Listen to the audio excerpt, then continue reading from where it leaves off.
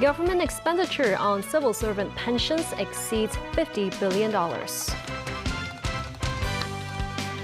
Police arrest parents in suspected child neglect case. And tensions escalate in the Middle East as US and Iran continue to exchange fire.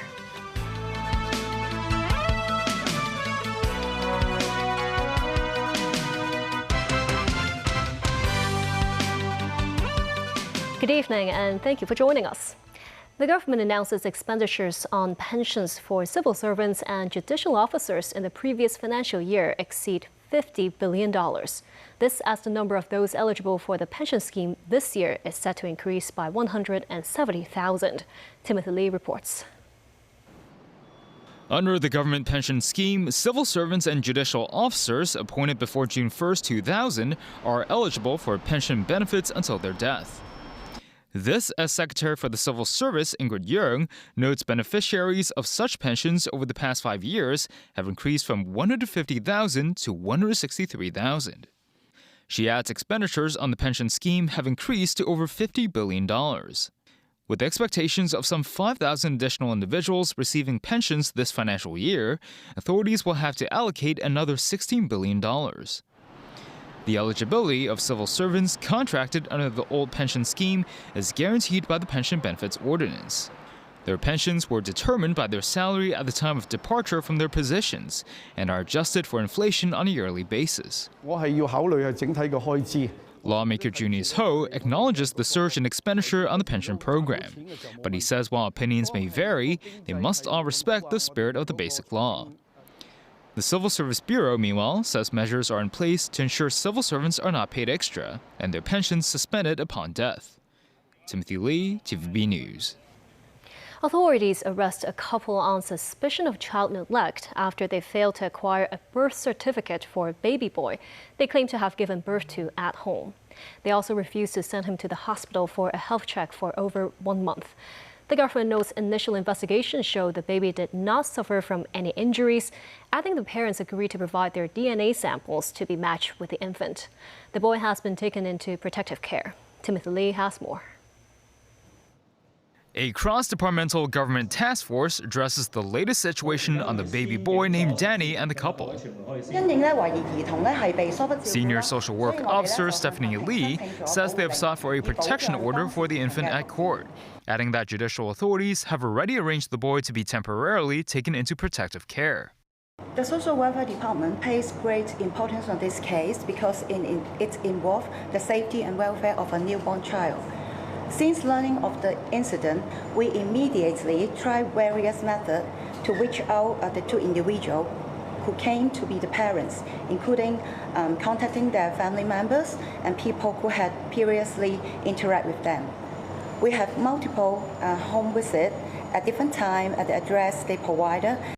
As of now, the parents have yet to acquire a birth certificate for the boy, primarily due to their refusal to provide proof for blood relations with the infant. The police say the pair have agreed to provide their DNA samples to be compared with the infant's and are awaiting the government's lab's test results. The two were earlier arrested on suspicion of child neglect.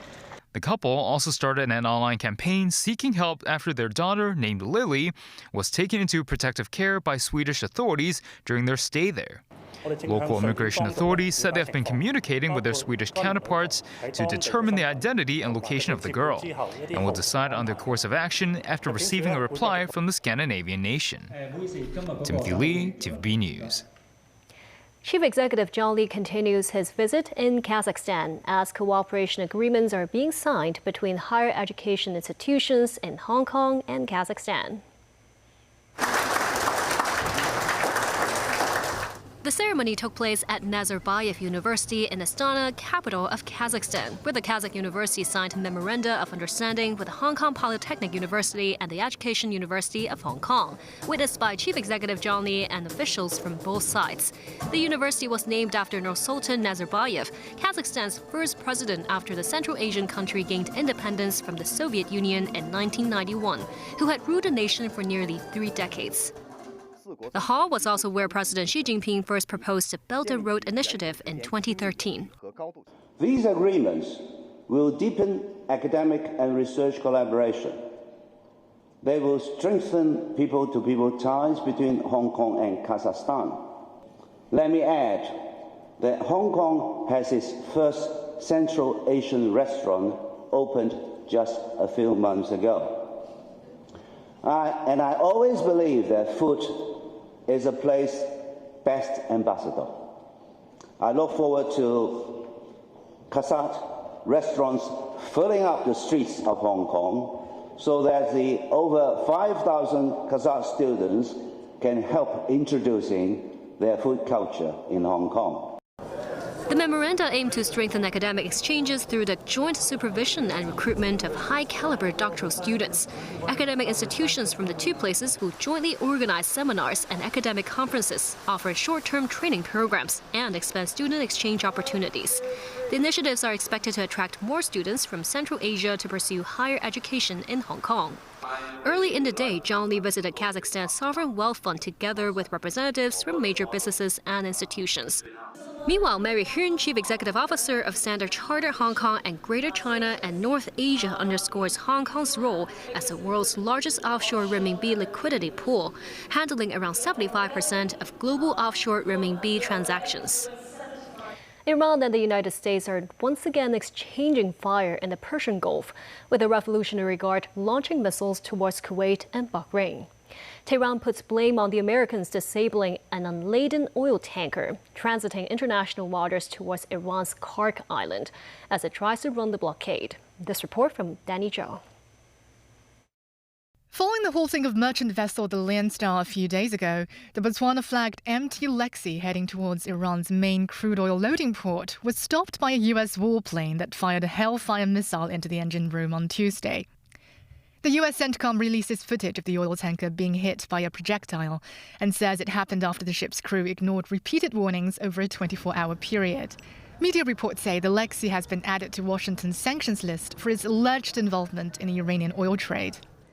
Iran's paramilitary Revolutionary Guard responds to the stopping by striking a vessel identified as Panaya they say is linked to the U.S. and Israel, and targeting two U.S. bases and regional neighbors with missiles and drones. Yet, U.S. officials state the Iranian attacks all failed to hit their intended targets. The missiles fired at Kuwait fell short or broke apart en route, and multiple drones launched at the headquarters of the U.S. Navy's 5th Fleet in Bahrain were intercepted immediately. The flare-up of hostilities reportedly caused several injuries and led to the suspension and diversion of flights at Kuwait International Airport. The US and Iran indicated last week that they've reached a tentative initial agreement to halt the war, but it was not signed off. US President Donald Trump insists their negotiations have not stopped, though Iranian media reports Tehran has not communicated with Washington for several days.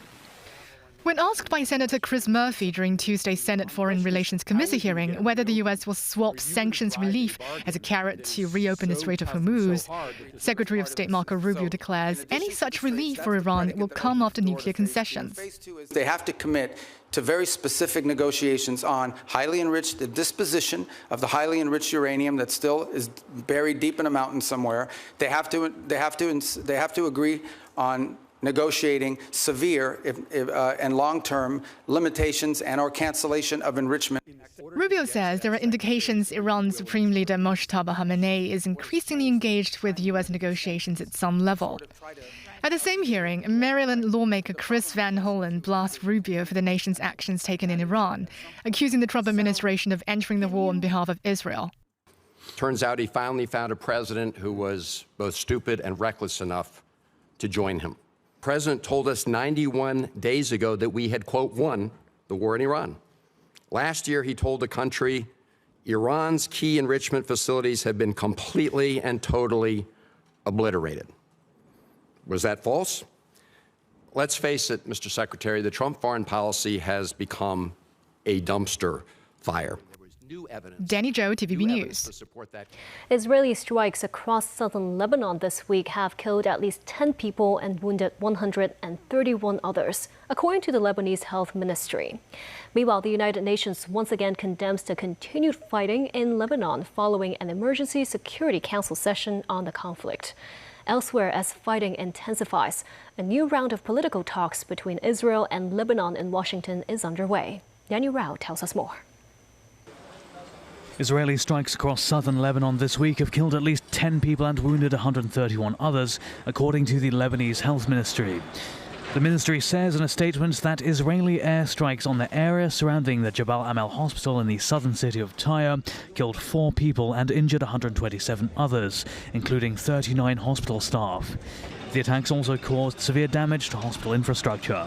It says in another statement Israeli airstrikes on the town of Al-Marwaniya in the southern Sidon district on Monday killed 6 people and injured many others. The Israel Defense Forces says its forces are continuing military operations in southern Lebanon. The IDF says its 91st Division and Air Force conducted strikes across southern Lebanon targeting weapons depots, military command facilities and other locations identified with Hezbollah armed activity. A suicide drone launched by Hezbollah injured 4 IDF soldiers in southern Lebanon, according to the IDF. Meanwhile, the United Nations once again condemns the continued fighting in Lebanon following an emergency Security Council session on the conflict. Despite ongoing de-escalation efforts, our UNIFIL colleagues in the south continue to observe intense air activity and exchange of fire across the Blue Line and within UNIFIL's own area of operations. As stressed during the Emergency Security Council session yesterday, we call on all parties to exercise maximum restraint and fully adhere to the cessation of hostilities that was agreed to. Elsewhere, as fighting intensifies, a new round of political talks between Israel and Lebanon in Washington, D.C. is underway. U.S. and Israeli officials say the talks between the Israeli and Lebanese ambassadors to the U.S. began on Tuesday at the State Department as planned, despite recent developments. The 2-day talks, the 4th round of such direct discussions, follow a security meeting between the two sides held on Friday at the Pentagon. Dan Rahul, TVB News. U.S. Secretary of State Marco Rubio claims Washington's arms sales to Taiwan is not under review because of pressure from China. Senate Foreign Relations Committee's Chris Coon questions Rubio whether he made the denial Tuesday. We're constantly talking about Taiwan arms sales, but that in no way is what is holding up our decision-making or the White House's decision-making. It is something the president will have to decide on the timing of when and how that is executed on. It's been approved by Congress. It's been noticed. The money's available. Late last month, U.S. Acting Secretary of Navy Hung Tao said the country's $14 billion arms sales to Taiwan is paused to ensure it has enough weapons for the Iran war.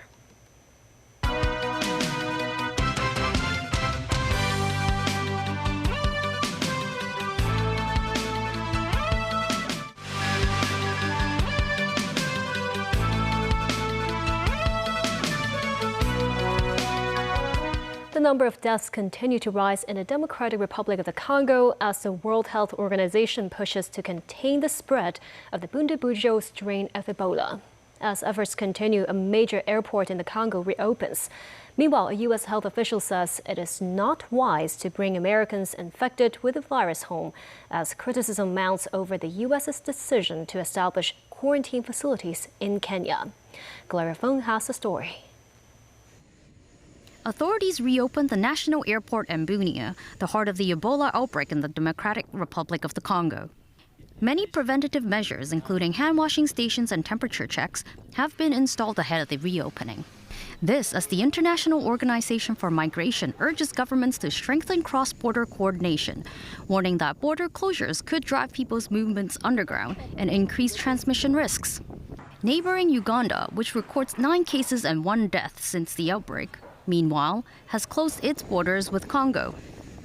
World Health Organization Director General Tedros Adhanom Ghebreyesus is urging communities to seek early treatment for suspected cases and follow safe burial practices to help contain the disease. The WHO says there are 321 cases and 48 deaths confirmed in Congo. In the U.S., Administrator for the Centers for Medicare and Medicaid Services, Dr. Ahmed Oz, says it's unwise to bring U.S. citizens infected with Ebola home and is opting to send the infected elsewhere.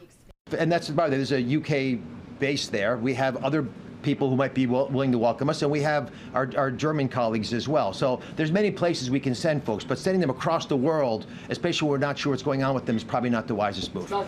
The comments came as Kenyans took to the streets on Monday and Tuesday to protest the plan to quarantine Americans in the country. 2 people were killed during Monday's demonstrations outside Laikipia Air Base. Speaking for the first time on the matter, Kenyan President William Ruto says he agreed to the establishment of the facilities based on existing bilateral relations with the U.S. The center, one of 24 being put into force, will also help Kenyans should an outbreak occurs, he says.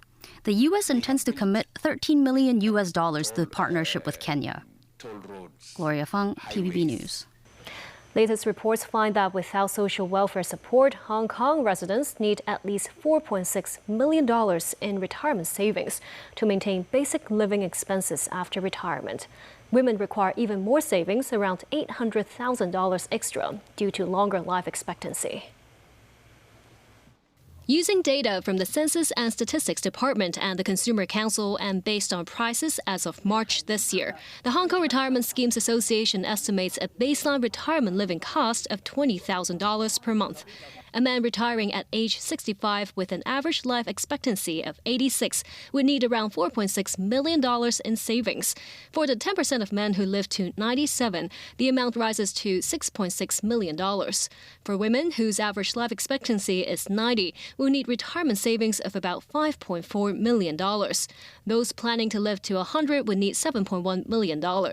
Housing remains the largest expense, accounting for roughly $8,000 per month. We found that the biggest factor that leads to the variation to the expenses will be the accommodation style. Another one is the household structure, so whether we have financial dependence linked to the retiree, so that's second factor. The estimates do not take into account whether the retirees have other assets or lower-cost retirement options, such as retiring in mainland China. It also says the current 5% employers and employees' mandatory provident fund contribution is insufficient for providing adequate retirement protection and suggests stronger incentives for higher contributions. They include separating the current combined $60,000 tax-deductible cap for voluntary MPF contributions and qualifying deferred annuity policies into 2 independent tax deduction limits. The association also called for a larger issuance of silver bonds and infrastructure bonds to help protect retirees against the long-term impact of inflation. We also call for financial product and related social product innovation that will help to give more options for retirees as they go into the retired stage. Then they can, for example, utilize their income stream and other ways to get healthcare services, medical services, as well as to enhance their social life and contribute back to the society. Veteran Hong Kong theater maestro and actor Chung King-fai, also known as King Sir, dies at the age of 89. His family says Chung passed away peacefully in his sleep at home. Through a lifetime devoted to the art, Chung left an enduring legacy in not just performing but also theater education that shaped Hong Kong's drama and television industries. Born in Thailand, he moved to Shanghai and Hong Kong during his childhood. A talented runner in his youth, he was also actively involved in drama productions. After graduating from the English department at Chung College, Chung pursued further studies in the U.S. In 1967, he joined TVB as a producer and later became assistant general manager, having overseen the productions of many popular drama series. Chung also established TVB's artiste training program. He later founded the School of Drama at the Hong Kong Academy for Performing Arts and served as its dean for 18 years. And that's the news. Thank you for watching.